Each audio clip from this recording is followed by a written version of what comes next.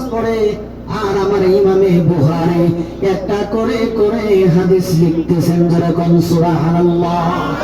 এবার আমার আল্লাহকে ডাক দিয়ে বলে, হে আমার আল্লাহ, হে আল্লাহ, তুমি তোমার পবিত্র কোরআন, যেই মাত্র কোরআন তুমি আমার বন্ধুর উপর নাযিল করলা, আমার হাবিব রাসূলুল্লাহ সাল্লাল্লাহু তাআলা আলাইহি ওয়াসাল্লামের উপর যেই মাত্র আপনি কোরআন নাযিল করলেন, আল্লাহ তুমি সূরাতুল ফাতিহা ইকরা সূরা দিয়ে নাযিল করলে। আল্লাহ আমি ইমামে বুখারী চাই আমার বুখারী যাতে তোমার পবিত্র কোরআন এবং কি যে আয়াত দিব ওই আয়াতে নবীর শান যাতে প্রকাশ পায়। যেরকম সুবহানাল্লাহ। হ্যাঁ যুবক ভাইরা, হ্যাঁ বন্ধুগণ, যেরকম ভাবে আল্লাহর ফেরেশতা জিবরাইল আলাইহিস সালাম যাই মাত্র নবীর সম্মুখে আসলেন কোরআন নাযিল করবার জন্য, আসলেন কোরআন তেলাওয়াত করবার জন্য, আল্লাহ বলেন জিবরাইল আমার হাবিবের সম্মুখে কোরআন তেলাওয়াত করবা, আর আমার হাবিব তোমার কোরআন তেলাওয়াত শুনে শুনে আমার হাবিব সারা কোরআন মুখস্থ করবে। যেরকম সুবহানাল্লাহ। এবার যখন জিবরাইল আলাইহিস সালাম আমার নবীর সম্মুখে কোরআন তেলাওয়াত করেন, আমার নবী জলদিবাজি করে কোরআন মুখস্থ করবার জন্য চেষ্টা করে আমার আল্লাহর মায়া হয়ে গেল, দয়া হয়ে গেল।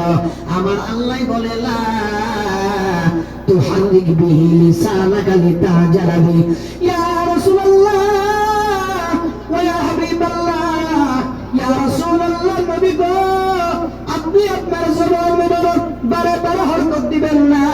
একটা কর্ম যদি আপনারা করতে চান, জবান যদি বারে বারে লড়ান, জলদিবাজি করেন, আপনার ঠোঁট বারে বারে বেশি চালু হিসাবে লড়াচড়া করবে। যেরকম ঠিক কিনা? আমার নবী মুহাম্মদ রাসূলুল্লাহ সাল্লাল্লাহু তাআলা আলাইহি ওয়াসাল্লাম যখন কোরআন তেলাওয়াত করতেছেন, কোরআন মুখস্থ করবেন বলে আমার নবীজির ঠোঁট মোবারক বারে বারে বেশি বেশি জলদিবাজি লড়ে। আমার আল্লাহর মায়া হয়, আমার আল্লাহ ডাক দিয়ে বলেন, লা তুহাররিক বিহি লিসানাকা লিতাজালা বি, ইয়া রাসূলুল্লাহ আপনি আপনার ঠোঁট মোবারক লাহে লাহে লড়ান, তার কারণ আপনি নবী জলদিবাজি করতেছেন, আপনি নবীর বুঝি কষ্ট হইতেছে, আমি আল্লাহর কুদরত সহ্য করতে পারতেছে না। যেরকম সুবহানাল্লাহ। আমার আল্লাহ আমার হাবিব আল্লাহর নবী সাল্লাল্লাহু আলাইহি ওয়াসাল্লামকে এত মহব্বত করেন, ইয়া রাসূলুল্লাহ আপনি কোরআন তেলাওয়াত লাহে লাহে করেন, এই কোরআন আপনার সিনায় মাহফুজ করার দায়িত্ব আমি আল্লাহর কুদরত গ্রহণ করেছি। যেরকম সুবহানাল্লাহ। আরো জোরে বলেন সুবহানাল্লাহ। দুই হাত বড় আছে, দুই হাত আমার মদিনাওয়ালা নবীকে দেখায় বলেন, ইয়া রাসূলুল্লাহ। আরো জোরে বলেন, ইয়া রাসূলুল্লাহ। যুবক ভাই, হে ইমানদার আল্লাহর গোলামের দল, আমি বলতেছিলাম নবী মুহাম্মদ রাসূলুল্লাহ সাল্লাল্লাহু তাআলা আলাইহি ওয়াসাল্লামের সম্মান হিফাজত করার দায়িত্ব আমার আল্লাহ কুদরতে গ্রহণ করেছেন।